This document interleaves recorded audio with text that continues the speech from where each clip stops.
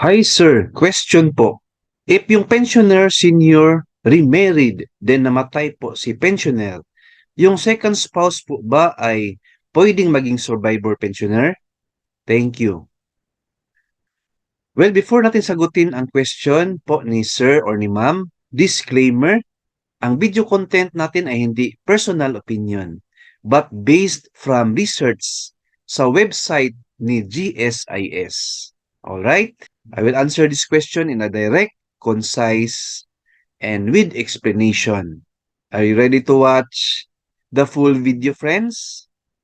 If yes, so let's get started.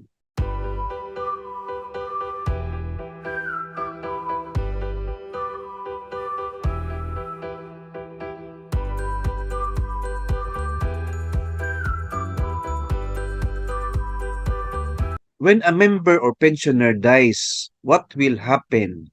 Sino po ang beneficiary? Answer: when a member pensioner dies, the primary beneficiaries are the following.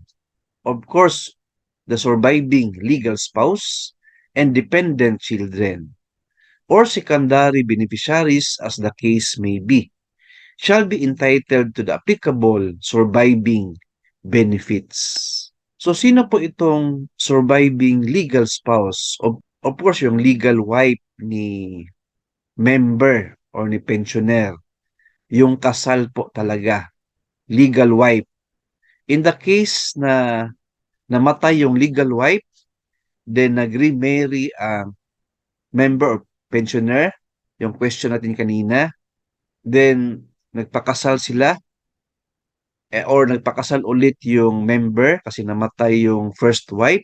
As a result, legal wife na yung second wife. Siya po yung surviving legal spouse. And of course, yung dependent children, yung 18 years old or below, sila po ang beneficiary or may pension po sila if namatay yung member or pensioner. So magkano po ang pension or monthly pension ng surviving legal spouse? Answer: maximum amount of survivorship pension. The surviving spouse shall be entitled to basic survivorship pension, which is 50% of the basic monthly pension, BMP, but not to exceed 50% of the current Step 8 salary of an undersecretary pursuant to the Salary Standardization Law and its amendments. So very clear, friends, sir and ma'am. So ang surviving spouse will receive 50% only sa basic monthly pension ni member or ni pensioner. For example, 10,000 yung basic monthly pension ni member or ni pensioner. Then namatay po siya.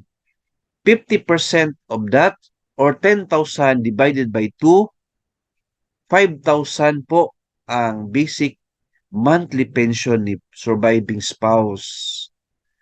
Sa dependents naman, yung mga bata na 18 years old or below, dependents pensioner po ang tawag sa kanila, 10% po sa basic monthly pension ng member or ng pensioner. May nagawa akong video niyan. Please watch in my channel. Alright? So, very clear po ang sagot, ma'am or sir. Yes po. Pag legal spouse po, kahit second wife yan siya, basta kasal, meron silang papers, siya po yung legal spouse. Proceed to GSIS office agad. Declare po na namatay si member through the death certificate. Submit your marriage contract or marriage certificate para ma-process na po yung survivorship pension po ninyo. Alright? Hope na nasagot ko yung question ni ma'am or ni sir. Please like, share this video, and subscribe my YouTube channel. Thank you, God bless, and 2 thumbs up.